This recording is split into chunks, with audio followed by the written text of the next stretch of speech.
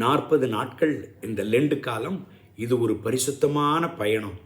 அவசரமான வாழ்க்கையில் இருந்து ஒரு நிமிடம் நின்று தேவனை நோக்கி திரும்பும் காலம் இது. ஜெபம் செய்யும் காலம் இது. உபவாசிக்கும் காலம் இது. மனம் திரும்பும் காலம் இது.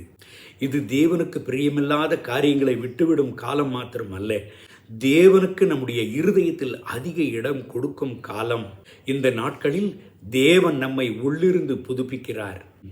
இந்த லெண்டு காலத்தின் ஜெபம் இப்படியாக நம்முடைய வாழ்க்கையில் இருப்பதாக சங்கீதங்களின் புஸ்தகம் 51:10 சொல்லுகிறது, தேவனே சுத்தமான இருதயத்தை என்னுள் உண்டாக்கி நிலையான ஆவியை எனக்குள் புதுப்பித்து. இந்த 40 நாட்கள் உங்களை புதுப்பித்து தேவனுக்கு மேலும் அருகில் கொண்டு செல்லட்டும். தேவனுடைய பிள்ளைய, இந்த நாட்களை சாதாரணமாக எண்ண வேண்டாம். இது சாதாரணமான உபவாச நாட்கள் அல்ல. உங்களால் கூடுமானால் இந்த லெந்து நாட்களில் உபவாசத்தில் செலவிடுங்கள். ஆண்டவர் உங்களை ஆசீர்வதித்து பலப்படுத்தி அநேக ஜனங்களுக்கு முன்பதாக சாட்சியாக நிறுத்துவாராக. கண்களை மூடி ஜெபிப்போமா? அன்பின் ஆண்டவரே, இந்த காலவேளையில் என்னோடு சேர்ந்து ஜெபித்து கொண்டிருக்கிற இந்த தேவனுடைய பிள்ளைகளுக்காக ஜெபிக்கிறேன். இவர்களை ஆசீர்வதியும், இவர்களை பலப்படுத்தும். இவர்கள் வாழ்க்கையில் ஒரு விடுதலையையும் அற்புதத்தையும் இவர்கள் பெற்றுக்கொள்வார்களாக.